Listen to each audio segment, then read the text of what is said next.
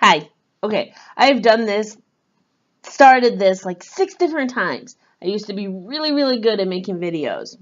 I used to be a vlogger. Not anymore. Because 5 years ago, my life flipped upside down. And it has taken me 5 years to figure out why my life flipped upside down. So, I'm going to tell you how I came to this realization. And basically, this is my story. I got my first period Memorial Day weekend, 1998. I was 11 years old. It was 6 months after taking the first sex ed class that you get in schools. Yeah, awkward. I personally didn't have a magical moment like you see in the movies, where you see a mother and daughter bonding over chocolate and the mother saying, "Oh, you're a woman now." And I also didn't have a Carrie experience, where my mother beat the living shit out of me, which is great. Because that is kind of creepy. You shouldn't have that kind of moment when you get your first period. Um, thank God, right? Um, Mine was different. I didn't tell my mother for 6 months. Hell, I didn't even have to tell her. She came to me because she noticed that the underwear has went missing because I was throwing it away. I didn't want to go to my mom because one, I didn't want her to make a big deal about it, and two, I didn't want my whole entire family to know, because when I was younger, my family was very close. Yeah, so by the time she came to me, I'd only had 2 periods. By the time she came to me, I was 12. And then I didn't get a period again for about a year and a half. I was 14 when that bloody hussy came back. And it came back a bitch.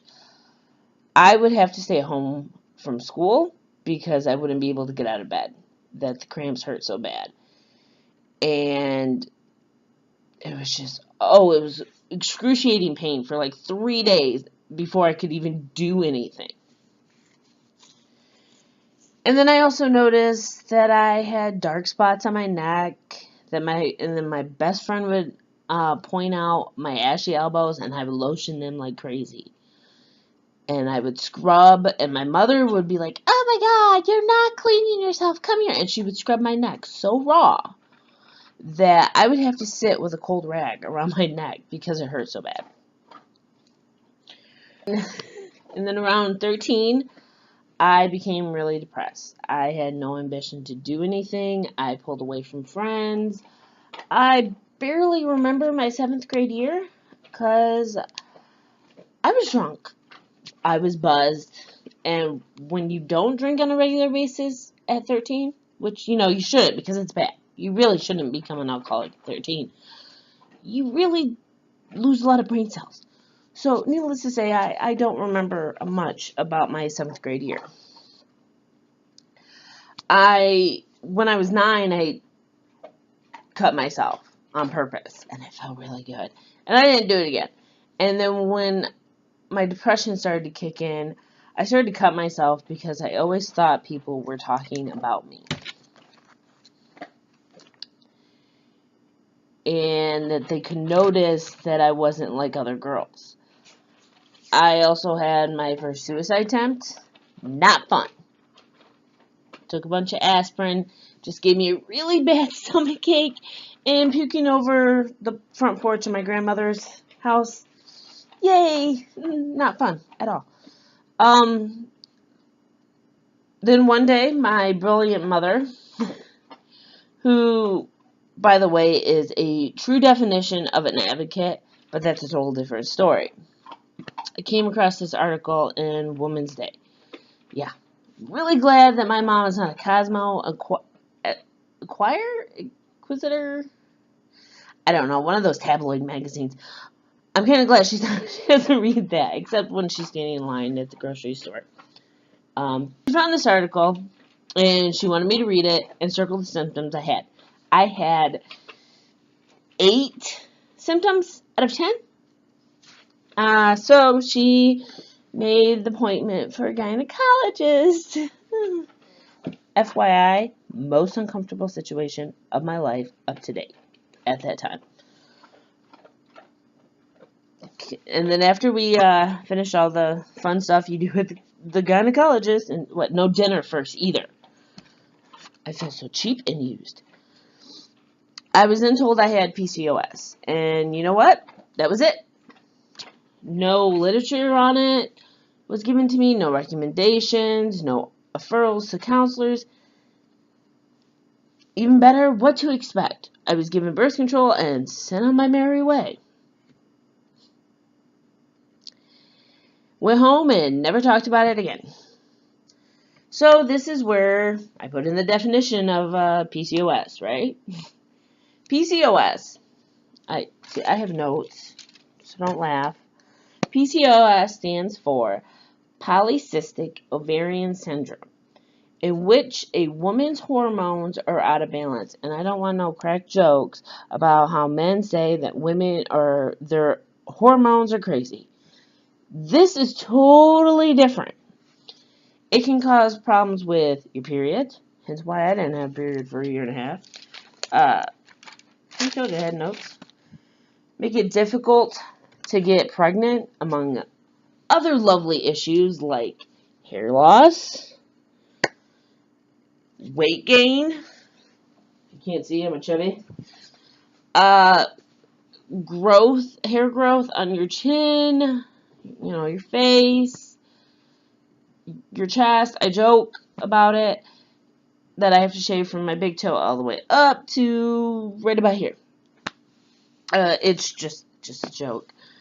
Also, you get emotional problems like depression, eating disorders, insomnia.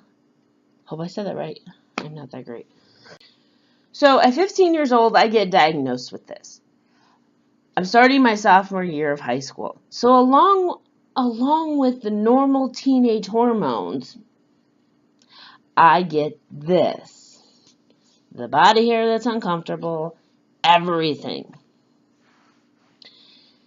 Needless to say, I was a big ball of hot messiness. So let's fast forward 14 years later. I'm 29 years old, and I have made the choice to take control of PCOS. Basically, kick it in the ass. Before I came to this realization, let me run down what PCOS has cost me so far. I've had not one, but two stints in the behavioral unit, 2 jobs. I've lost 2 jobs. Michigan Adventures Amusement Park in Muskegon, Michigan, and McDonald's. I mean, it's not like, a high-paying job money-wise, but still. My relationship with my family, your mood swings, you can't control your emotions, and it's difficult, and things get said, and people take it the wrong way. Bitterness is a real bitch. Countless friendships. Amy, Justina, Brooke, Isaiah, Samantha, Jeremy, just to name a few.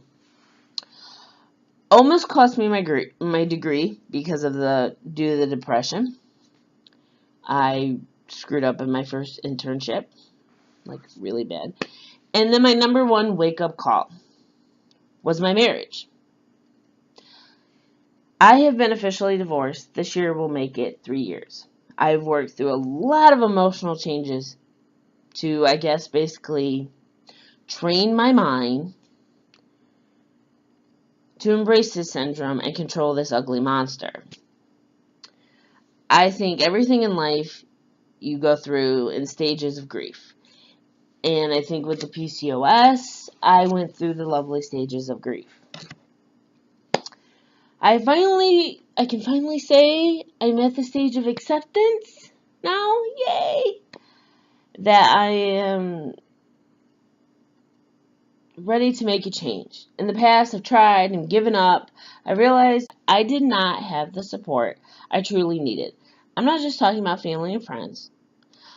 I'm talking about other women who experience this nasty, crazy, yet amusing, because if you don't laugh, you're going to cry, and ain't nobody like the puffy eyes. I'm telling you.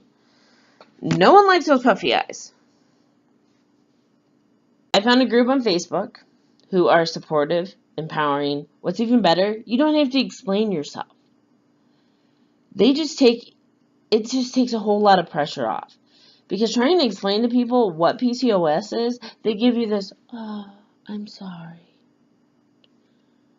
And it just makes you feel re-guilty all over again. I've decided to take my life in control. It's my life. I'm going to be 30 years old in November. 30. Whole new decade. Because my 20s weren't that great. I had some good times. Everybody has some good times in their decades. But mine weren't too great. But then again, your 20s aren't. So I am taking control of this. And I'm going to rock my 30s. And already this year, by taking control of this, I've already lost 5 pounds. And that is a huge freaking deal. Because every pound counts. And in my case, every ounce counts. Because I only lost 8 ounces last week. So, gotta step up my game, I guess. But that's my story. And I'm talking about it.